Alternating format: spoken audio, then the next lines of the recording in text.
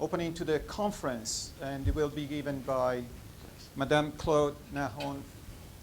Claude was named Electricité de France Group's Executive Vice President for Sustainable Development in January 2003. She's been with EDF since 1978, and she's liaison delegate in World Business Council for Sustainable Development. She sits on the board of IDRI and of the Enterprise Pool Environment, and we are also very fortunate to have Claude sitting on the board of the World Energy Council, World Energy Meteorology Council.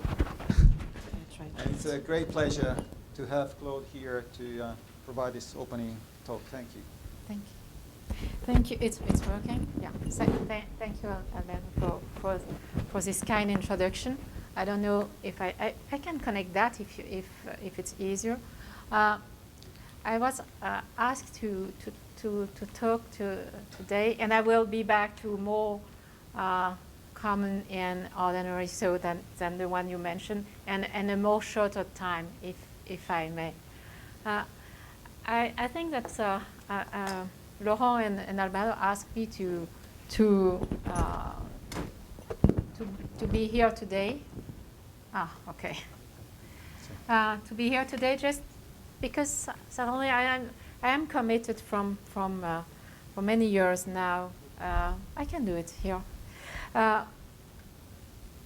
From the beginning, thinking that we should put together the people from the energy world with the people from the meteorology and climate world, because I think that we, as energy company and electricity company, we need forecast and understanding of what is happening both in short and long term. And I think that I will repeat that as a convention for years now.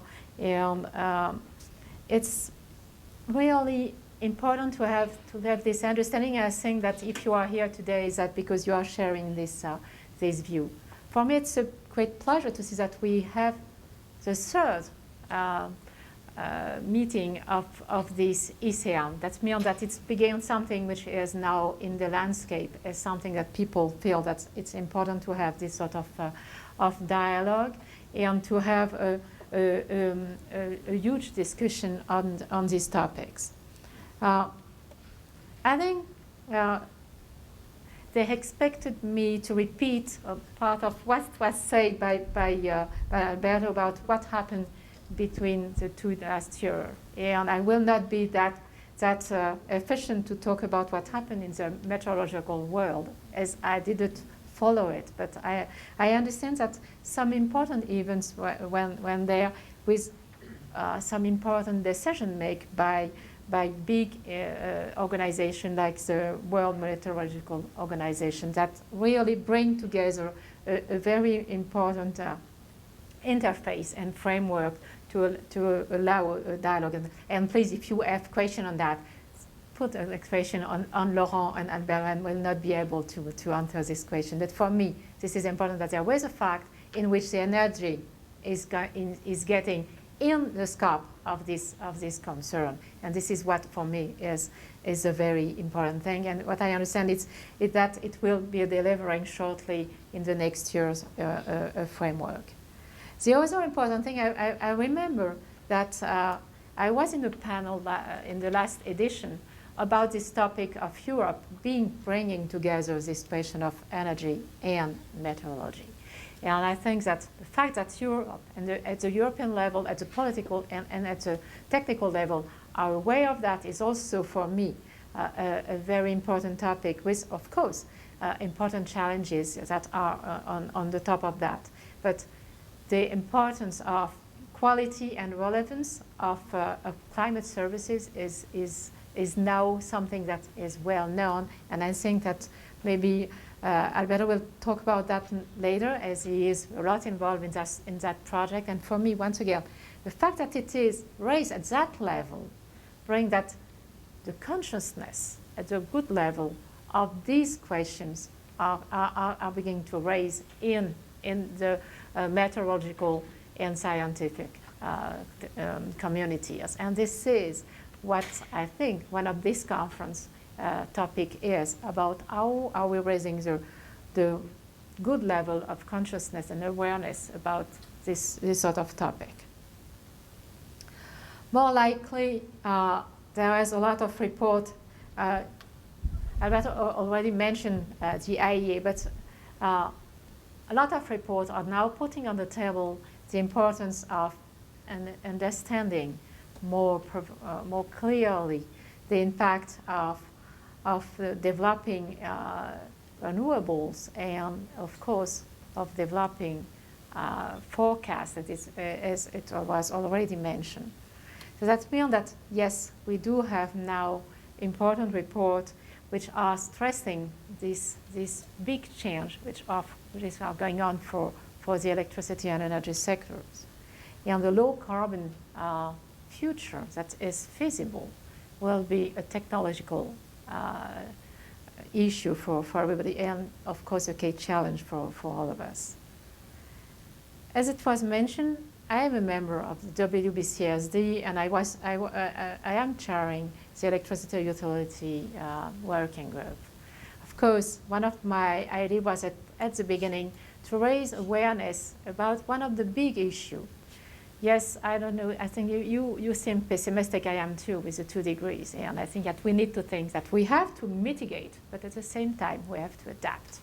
And I think that we have to work on what it means, adaptation. And I was happy that it gave us a result as a very interesting report, which was called Building a Resilient Power Sector, which is the first step, being resilient of what can happen to the power sector in our days, because it happened in New York some years ago, not so far. So it means that we have to think of what does it mean, and what that means to build a resilient power sector which is contributing to the resilience of the community, which is not exactly the same. And this is how it was for me very important to raise the awareness of the company in the WBCSD about that. And we were able to publish this report. And in this report, there are a lot of mention about how we need a better understanding and a better understanding a different level of time about what could be either the weather of tomorrow or the climate in the future, how to design our future. So all of that was embedded in, and if you have the opportunity to go on the net to see that report, you will see that there is a discussion about this question on how to bring more understanding of the future and the role of meteorology in it. One of the ideas I had when I was pushing this report is to make people understand that we are building our facility having in mind our knowledge of our current weather. And that's just, for example, the easiest way to say that is just think of how you are building a network. When you are building a network, the wire has to respect the distance from body for safety. If the temperature, the average temperature is rising, the distance will not be the same. And of course, the intensity which will be distributed will not be the same either. So you have to have in mind that we are building everything, having in mind our knowledge of the weather we're in. So that's the same about the electricity sector, and raising the awareness of business on that, because everybody thinks that we are to adapt. That's what humankind is doing for a while. I believe this is not the same. This will not be the same from the scale of adaptation and from the time frame of adaptation. So this is what was behind this work, and I am happy with the result. And if you are interested, you can go online to see it. Of course, this is very fancy, well done by the people of WBCSD. It's very easy to read. This, as a result, it's produced this sort of difference between resilience, which is what we have to build very shortly, and long-term adaptation. And this is, once again, something which is very interesting and require an understanding of short-term prevision on meteorology. If you will have, I don't know, a storm, you need to know it, to know when, and to know where. And you need forecasts to be able to be ready and prepare to be able to respond. And at the same time, you need to think about long-term adaptation. An example of what we did, and we awarded in innovation inside the company, which is to build a different way the keyware of a dam. Just because you don't know exactly what the flow will be tomorrow if you have a flood. And this is interesting to see that it makes you think of your infrastructure in another way if you are thinking that. A good example I really like is about our building wind farms in some island in Caribbean island. You know that France has some Caribbean island. We built wind farm there. So you can build a wind farm to resist a wind, let's say 120 kilometers per hour. And then you have a storm and they are down. So what to do? You build them again, being resistant to 140 or 150 kilometers. The idea was to have a wind farm that you can lay on the ground. So when you know, and you need to know, that means forecast, that there will be a storm, you put your wind farm on the ground.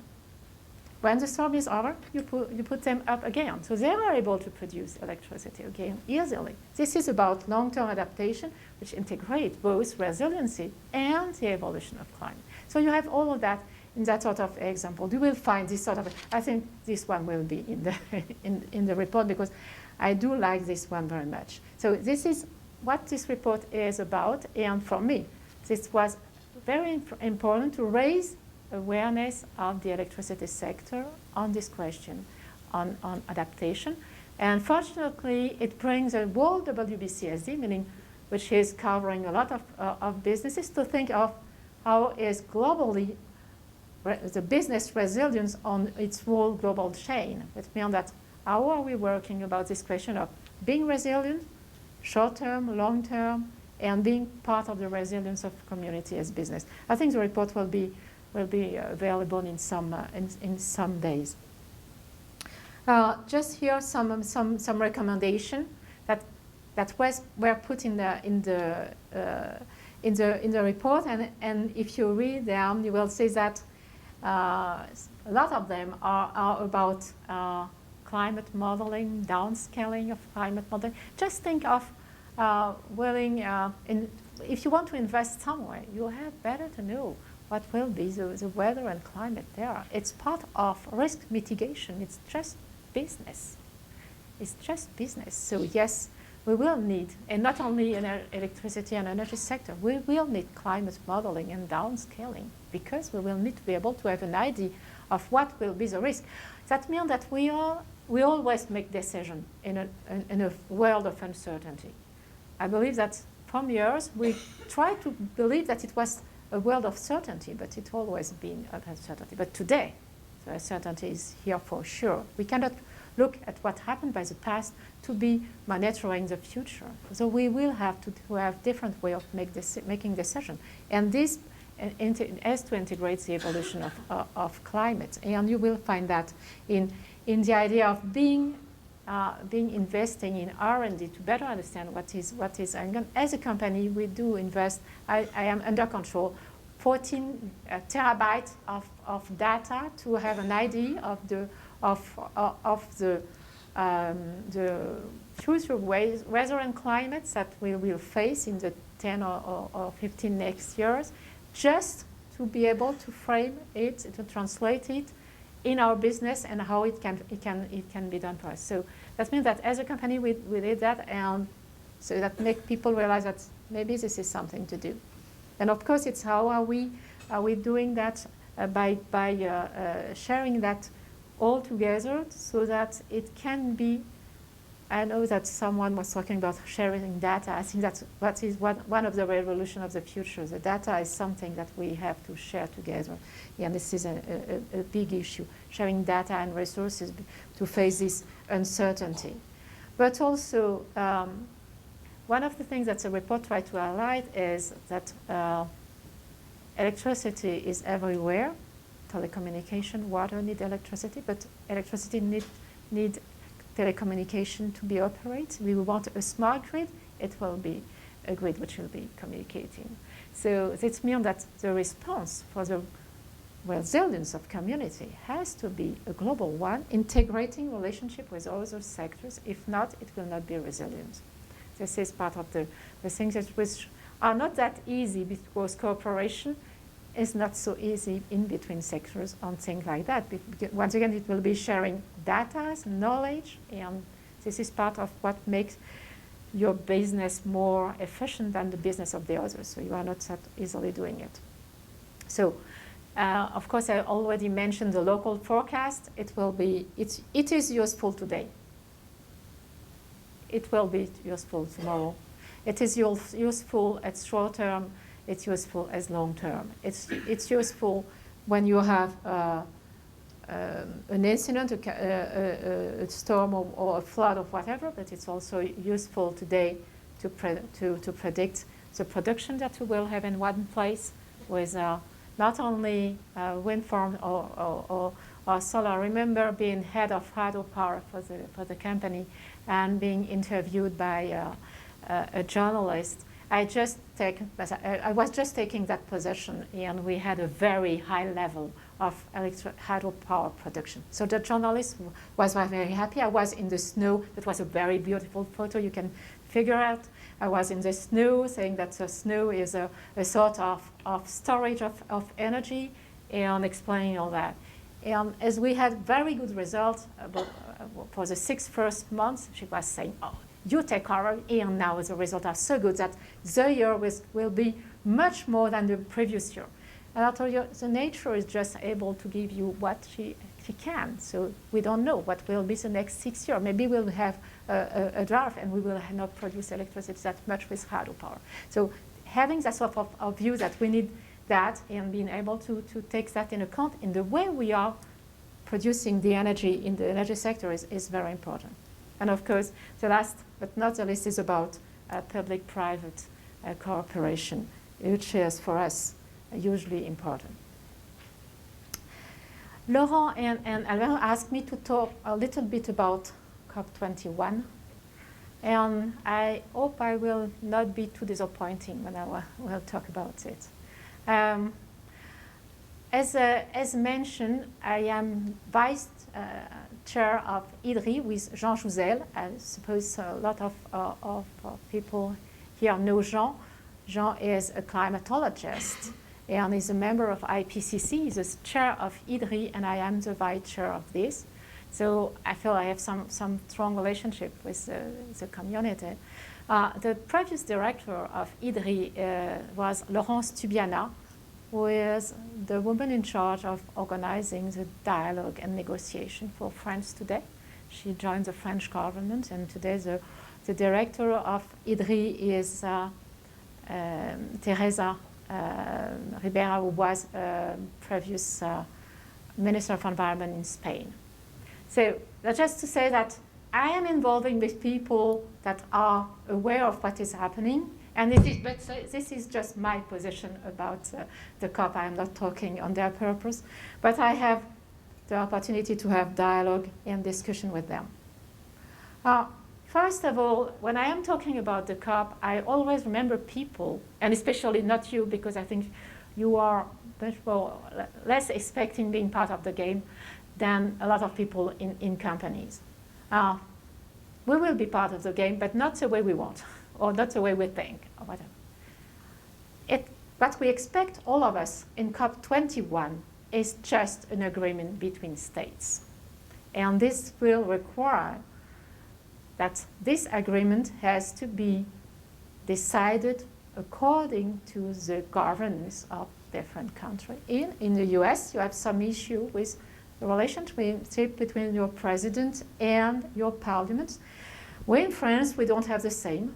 Another country, in China, they don't have the same either. So you have to have in mind, this is a framework of an international negotiation. That make it less environmental friendly and more diplomatic. That means that make me confident when I saw that it was much more our foreign minister in charge than the environmental minister. because we need to negotiate. We need to find a way to have a treaty. And to find a way to have a treaty is having something that is not exactly the level of what we expect, what you as scientists may expect, and that we as company expect. I will give you what the sort of example that we as company are expecting. Some company are saying, if that's not in the agreement, it will not go. Okay, we'll see. It cannot be in the agreement. So, one other thing that I want to highlight before talking about COP21 is about something that I believe was one of the, well, partially part of the failure in Copenhagen, which was that development is development. That means that a lot of countries, including China and India. I was in India some months ago for the DSDS, the Sustainable Development Summit, the Delhi Sustainable Development Summit, and the Prime Minister of India was committing to develop 100 gigawatts of solar panel. We are operating a lot of solar panels there, so we were very happy with that decision. But at the same time, it will certainly commission 700 gigawatts of coal, so, because they need energy. And also because they have an issue, which is the density of population, which requires to have a balance between decentralized and decentralized generation. So this is not so easy. One of the crucial things is to have in mind that I didn't hear the word coal today, and I think this is one of the big issues. We are producing electricity mainly with coal, and there is a big difference between technology to produce electricity. Coal is emitting 1,000 grams per kilowatt hour, when average hydro is around 20. You have biggest and lowest, maybe 50, where wind farms and nuclear are around 10 to 15. That's the same range. And PV is around 100 if you have a life cycle analysis. So that means that you have a tense between coal and PV, and a tense between PV and wind on CO2 emission on a life cycle analysis. So that means that it's not nothing. Just some figures as a to have in mind. That means that a coal plant operating whole year, like a lot in Germany, are emitting as much as the whole fleet in France. 7 million tons a year for 1,000 megawatt plants. So this is coal is the biggest issue for CO2 reduction in the electricity sector. But, and this is one of the crucial points, for developing country, it's much more easy to build coal plant than to build anything else, because of a lot of reasons, including network, but also skill of population and the ability and easiness to get them. So development is a crucial subject, and if we are not taking that in account and on board, there will be issue. The green bond, the green fund has today only $10 billion on board, and it's supposed to be 100. They are expecting more. And I'm talking about the G17, these people that have to sign the agreement too. I mentioned the question of adaptation. This will be an issue too. If there is nothing about adaptation, there will not be an agreement. I'm sure of that. And one of the issues of the French government is how are they dealing with the question of adaptation. They have idea about finance, but adaptation, they don't know. There will be certainly an adaptation day in the first week of the good. So the third point is about finance. All that is costful, and it will not be easy for the developing country to find the financing of it. And as I mentioned, this is a negotiation process.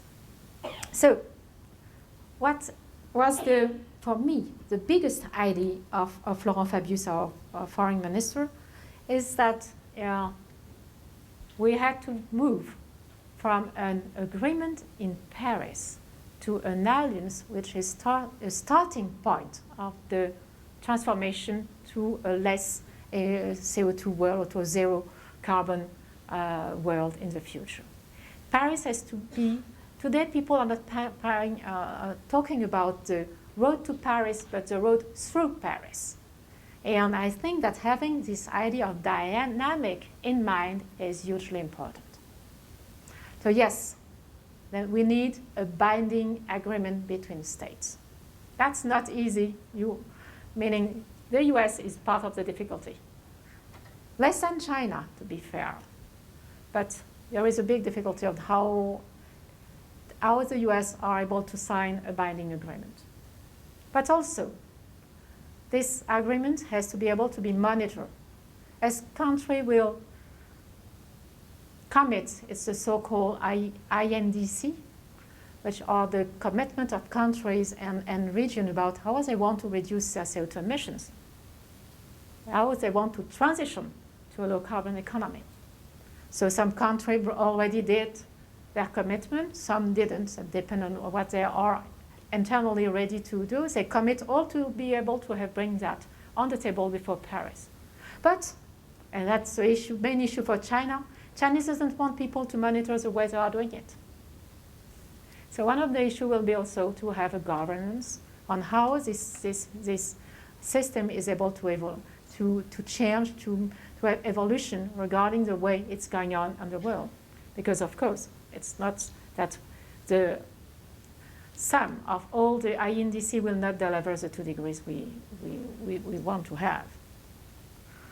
There must be a financial agreement, and there will be a very important conference in Addis Ababa next July, which will be on financing development. And not only about this green fund, but also other initiatives like green bonds. Our company emitted the first corporate green bond last year, and we are thinking of having another one.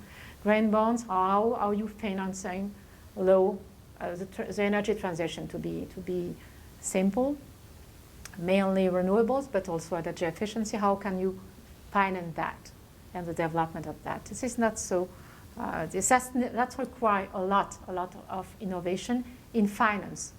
And one of the big issues for me is to bring finance people on board for that sort of dialogue. And this is what, for me, was a good idea, is to say we need a fourth thing in this alliance. We need to have actors on board. And that's the way business can be on board. So first of these actors are cities and regions. You can see some cities are committing to reduce their CO2 footprint. I don't remember when New York committed to be carbon neutral, but they did. I remember De Biazzo telling that. I remember Anne Hidalgo from Paris taking just a share of that, saying that Paris will be carbon neutral by 2040 or 50. So regions and cities are committing. And what France is expecting is that this commitment will be not overlapping commitment from the government commitment, but will be additional commitment from the government. And it will be just, sometimes it will be regions like California, sometimes it will be cities like New York or Paris or London or others. So you have this big, huge movement of local community. I don't say how to say that because the size depends on the meaning. It has to be a meaningful size. But yes, there is a big move and a big commitment to people who are cities are representing 70% of the CO2 emission in the world. So see if they commit brightly to their things, it can be meaningful. So this is part of the and business. The question is, how is business bringing its own stone in all that? How is business committing? You have different way to commit. When I was coming here, I saw a pipe and I saw a flaring. And I can tell you that one of the first commitments that was mentioned at the United Nations was the commitment of the oil and gas industry to reduce and stop flaring by 2030 or something like that. And you have Aramco, which is a big company, but you have a lot, some European companies that commit Statoil and so on. So you have this sort of dialogue of companies. You have people that say if there is not in the agreement a price for carbon at that level, so let's say $40, $50, it will not be a good agreement. There will never be a price for carbon in the agreement. We as business can say, we support that you, in your region, you are putting a price on carbon.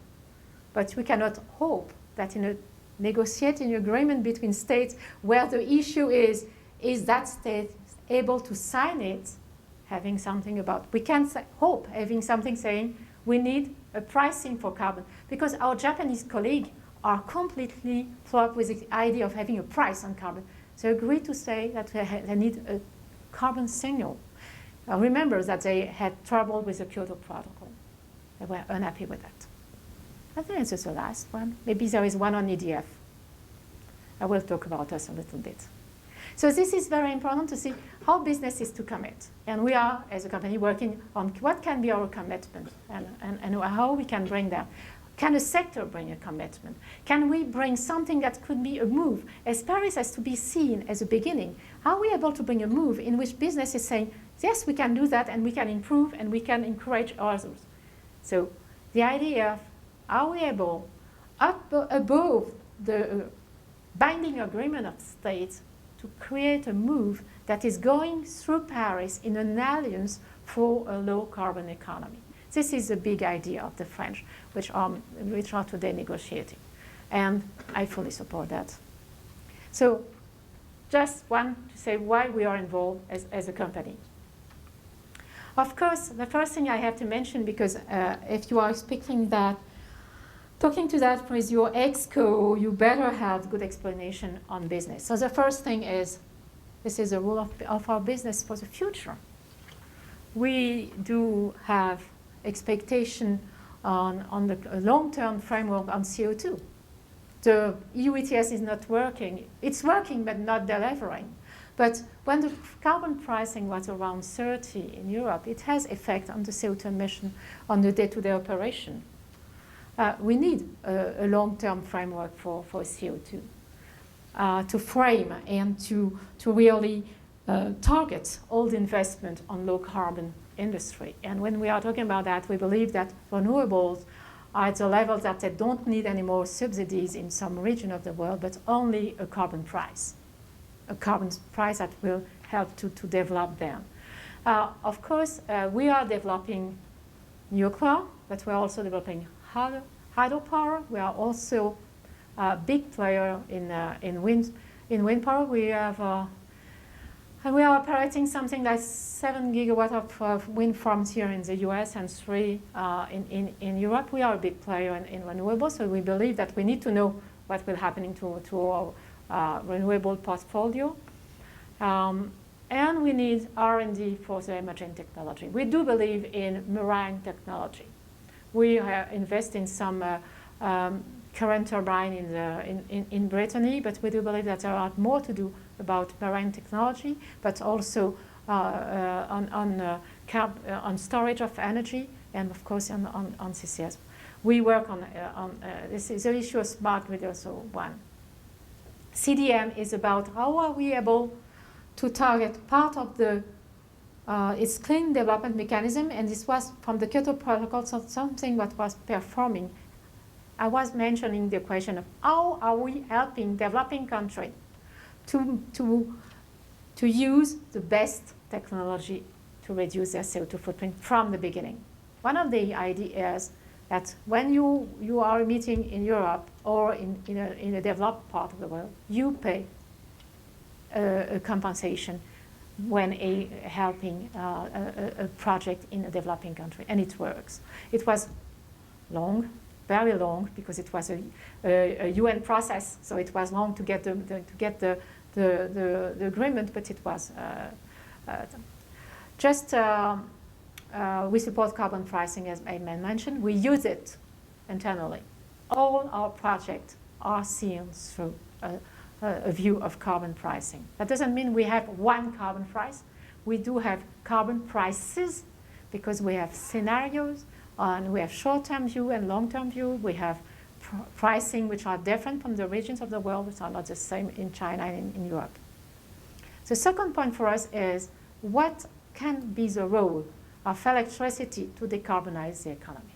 We do believe that, yes, we will have less electricity per usage, but we will have more use of electricity. We believe that the decarbonized economy will be electric. So that means that we have to discuss about that. Just an example, we believe we are doing it in France. Last year, the French fleet level, we were emitting 35 grams per kilowatt hour. Remember, a coal plant is 1,000 grams per kilowatt hour. Last month, it was, as we say in France, un joli mois de mai. But we emitted 8 grams per kilowatt hour at the same scale. So that means that it is feasible to decarbonize the electricity mix and to do it at a, we'll say, affordable and reliable way. And we do know how to do it. So this is part of the important message. So the COP will be in Paris. We are a French state-owned company. We are to be supportive. And I do believe this is our role, and I'm very proud to do it. That's it.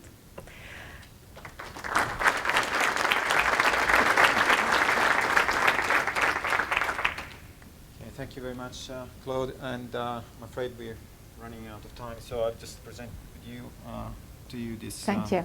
little cadeau. And thank you very much again, Claude.